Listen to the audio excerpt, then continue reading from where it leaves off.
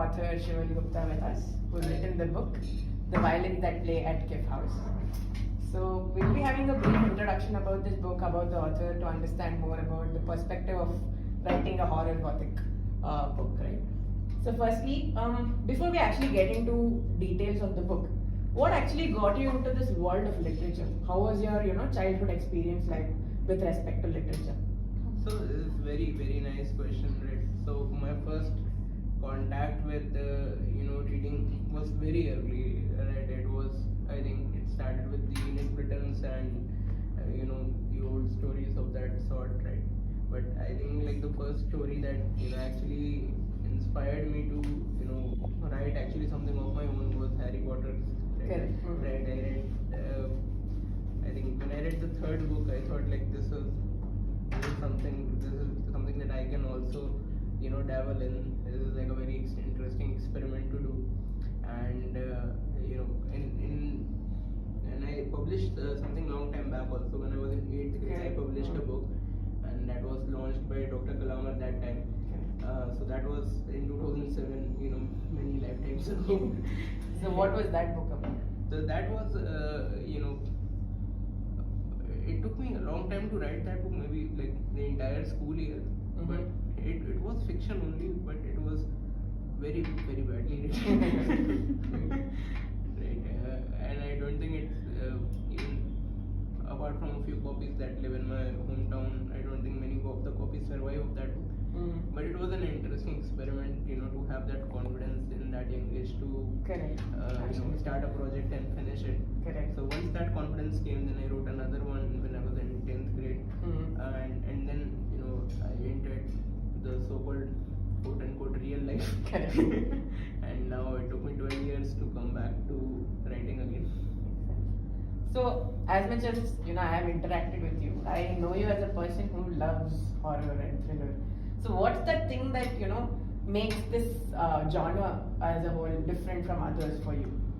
So, one of the very interesting thing that horror literature or horror fiction provides us is to explore human emotions. Correct. Right, and human emotions are a very abstract space. There are many human emotions, and we have, in our limited ability, in our limited understanding of psychology, have just been able to label maybe 5 or 6% of them. True. Right, there are 95% of things that we feel that we don't even know how to describe them. Correct. Right. So how do you capture those emotions that don't have a label, that don't have that don't have any vocabulary existing to them? You communicate them through stories.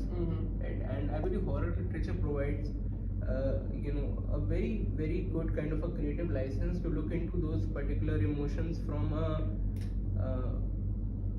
vantage point where people are under stress of supernatural things happening. People are scared. They are more vulnerable. It's more unpredictable. And you also get to tell a really riveting story. Correct. True that. Right. So I think that is why horror, and particularly gothic horror, stands out, right? Because in gothic literature, it's mostly about these undescribable emotions flowing through the pages of the story. Right. And it is the inner conflict of the characters that drives the story forward. It became like that I am a vessel and the story is just flowing through me. Got it. Right, like that. It came to me in a like in multiple revelations, right? How I wanted to tell the story and how particular themes are going to be incorporated into this thing. Correct. And I work in startups, right? Correct. So ambition is a very big part of my professional career, right? So I have seen ambition being realized in a very healthy way, but I've also seen perversions where ambition takes you. Correct. Right. Correct. So Kiff House is it starts with this particular monologue that greatness and madness, they walk together, and Correct. while greatness evaporates, madness lives even after you die. Correct. Right. So I wanted to capture this particular dichotomy of ambition and obsession working together, and I think this is where the critical theme of Kiff House was born. That we want to always have ambition in life, that what's the drives us forward, but we should also consider that when ambition becomes pathological. Correct. Makes sense. Very true. So now that you've already been an author. Now that presently after many years that you've authored a book, how is this experience of putting the book out? How have your friends taken the book? What are the different sort of reviews that you're getting for the book? So, when I was writing Kiff House, right, until the day we made the publishing announcement, right, very, very few people knew about it, right. I believe in, working very silently, not telling anybody what my plans are, right. And then I do things and people are like, when did you do that? When did you find the time? I always at the time. Results stop. Yeah. So, I've been working on Kiff House and, utmost secrecy, right? I didn't know anybody, I didn't tell anybody. And suddenly out of the blue I appear on Instagram telling, hey, I'm a horror author now, apparently. And now people are like, when did that happen? So that was like a pleasant surprise. And I believe when you publish a book and you take it out to market, the support of your friends and family matters a lot, right? Correct. And sometimes you have to tell them about the book and tell them that you should buy it, you should support me a little bit. Fortunately, and this is something that I really count my blessings on this. I just showed them the cover and I gave them the Amazon link, and none of the people that I knew asked me another question. They just ordered the book, they started reading it. When it got delivered, they started posting reviews, and it was it is something about the story, the encapsulation that the cover and the title presents, that actually made people very curious. Correct. Right. I've been speaking to people who say that I just look at the cover and I feel like this is drawing me in, and I think this is one of the good things that came out of it. That apart from the story, we were able to package it really well. So I thank the Right Order team for that. Very profusely for making the book into such a superior product. Thank you so much. I'm glad that we could be there for you to make sure that this book is not just, it is unique, everybody knows that it's one of a kind, but also like when it is presented outside, people they can see that uniqueness that comes out from it. So one more thing that comes to my mind, right, because I'm not someone who's maybe explored horror as a whole quite a bit, right? But I'm sure there are like a lot of fans of horror who might even want to maybe venture into writing. So any sort of advice you have for them that, try this before you start writing? One of the most ironical pieces of advice if somebody wants to write horror is, be afraid. Nice. Yeah, don't kid yourself.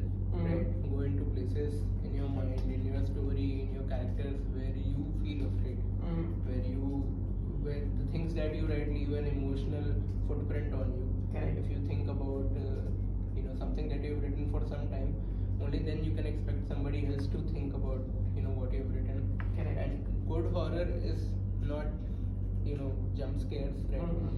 When you're making a movie, of course you can create a jarring juxtaposition, but when you're writing horror, you can't say, oh, suddenly a ghost appeared, and you expect anybody to be scared, right? You have to build the tension. You have to understand psychology in such a way that you can present different kind of nuances in your characters, that make them real, that make them make them fleshed out in such a way, and you have to be afraid of the story of what you're going to do, and it's something that it's a very emotional telling of story, right? Okay. Horror stories and ghost stories, right? As long as we have been living in civilization, as long as humans came and started living in villages, we have been exchanging ghost stories, right? Okay. People have been telling ghost stories to each other, and it's prevalent throughout the culture.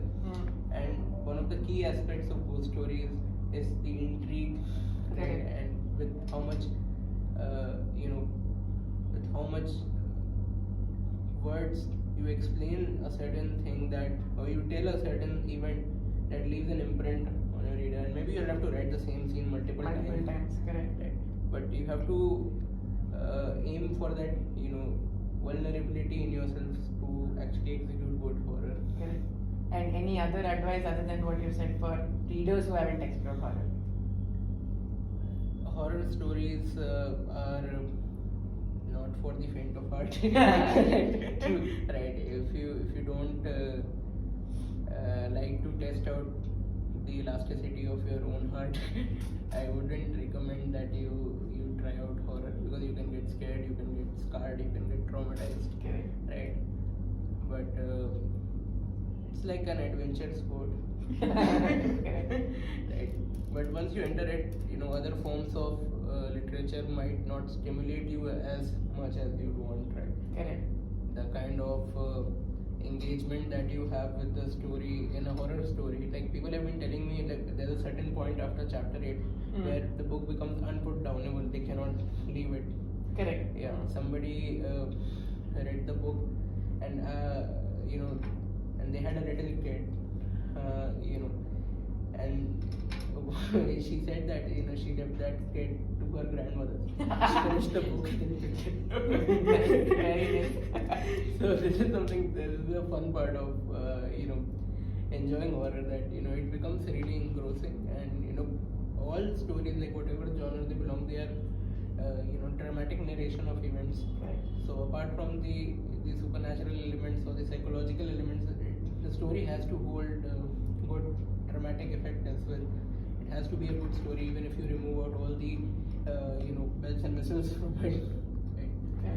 So that is the advice I would give to readers, that if you haven't tried horror yet and you think you are up for an adventure, Correct.